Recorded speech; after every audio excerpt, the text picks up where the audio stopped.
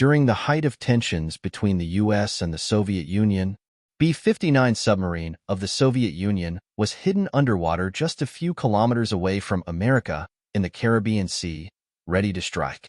However, the U.S. Navy discovered its presence and dropped small depth charges to bring the submarine to the surface.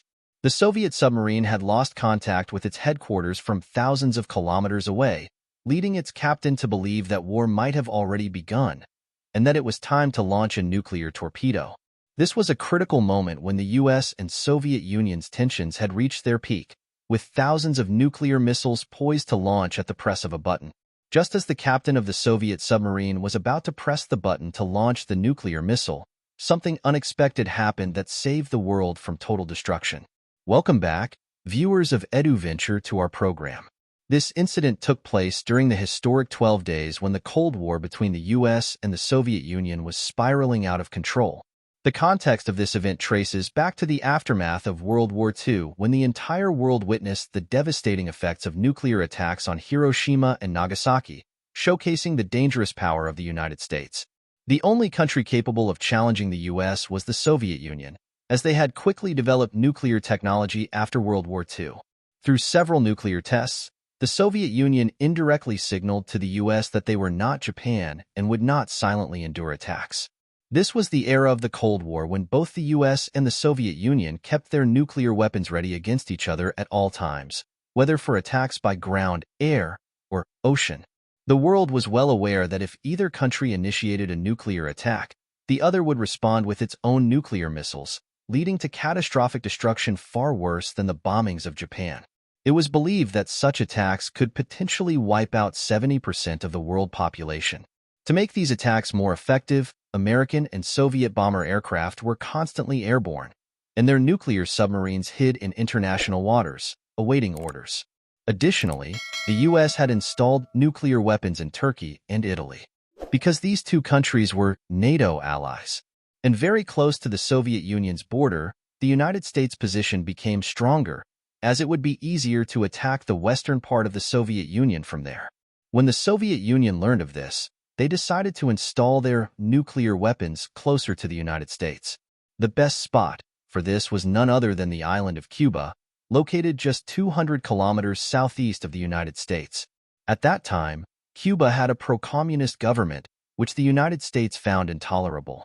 In the eyes of the U.S., Cuba was an ally of the Soviet Union, the true stronghold of communism. Communism meant that all businesses would be controlled by the government, with everyone receiving an equal share, thereby preventing the formation of rich or poor classes in society. In contrast, the United States wanted the world to adopt a capitalist system with a free market where anyone could conduct business and generate profit. The U.S. intended to invade Cuba and establish a capitalist regime there, but Cuban President Fidel Castro had the support of the Soviet Union, which also supplied weapons to Cuba. However, under the guise of fostering good relations with Cuba, the Soviet Union had other plans. Soviet President Nikita Khrushchev struck a secret deal with Cuban President Fidel Castro, agreeing that the Soviet Union would install its intercontinental ballistic missiles, ICBMs, in Cuba. In return, the Soviet Union would protect Cuba from any U.S. attacks. The secondary benefit of this deal was that Soviet nuclear warheads could easily target the South American region. This deal remained top secret, and the Soviet Union began installing its ICBMs at various locations in Cuba without anyone knowing. Rumors about this spread across the United States, causing widespread fear and panic as people believed that Soviet nuclear missiles had already been installed just 200 kilometers from Florida.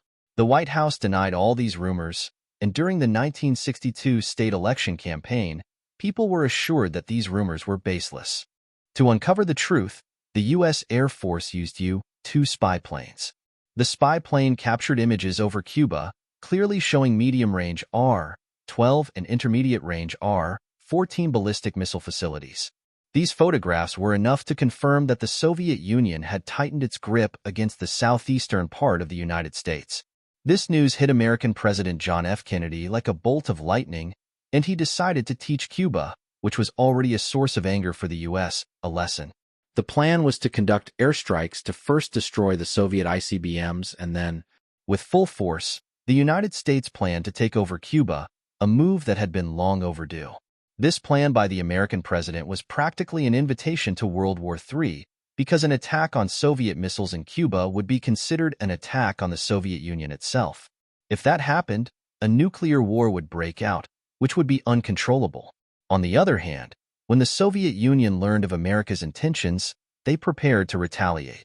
Part of this preparation included the Soviet B-59 nuclear submarine mentioned at the beginning of this video. It had been ordered to hide in the depths of the Caribbean Sea near Cuba. The submarine's crew had full authority to launch a nuclear torpedo missile without needing permission from Moscow if a war broke out. The submarine had gone so deep, evading U.S. Navy detection, that it had lost radio contact with Moscow. Meanwhile, the U.S. Navy suspected the presence of a Soviet submarine in the Caribbean. They dropped small bombs in the area to signal the submarine to come up to the surface and identify itself. These bombs from the U.S. Navy were actually signal depth charges, an anti-submarine weapon that, if exploded nearby, could destroy the entire submarine. The captain of the Soviet B-59, already out of contact with Moscow, believed that war might have begun and it was time to fire the nuclear torpedo missile. Although the crew had full authority, the launch of the nuclear missile required the agreement of all 3 officers on the submarine. 2 of the 3 officers were in favor of launching the missile. However, one officer, Executive Officer Vasily Arkhipov, was against it. A heated debate ensued within the submarine. Arkhipov argued that launching a nuclear missile was too risky without confirmation that war had started. The debate continued for several minutes, and finally, it was decided that the B-59 should surface to re-establish contact with Moscow and understand the actual situation. While this was happening on the B-59 submarine, Russian and American presidents were meeting to neutralize the escalating tension. It was agreed that the Soviet Union would withdraw its nuclear missiles from Cuba on the condition that the United States would not invade Cuba later. This was the public deal, but it was later revealed that the United States had secretly agreed to remove its nuclear missiles from Italy and Turkey as well. This tension, which lasted for 12 days, is known today as the Cuban Missile Crisis. During these 12 days, the tensions escalated so much that both countries even sent their nuclear missiles into space. This meant that if the war didn't start and they survived, the missiles would be detonated in space. But if they didn't survive, the missiles would hit their targets directly. Since the crisis was resolved, the nuclear missiles were detonated in space.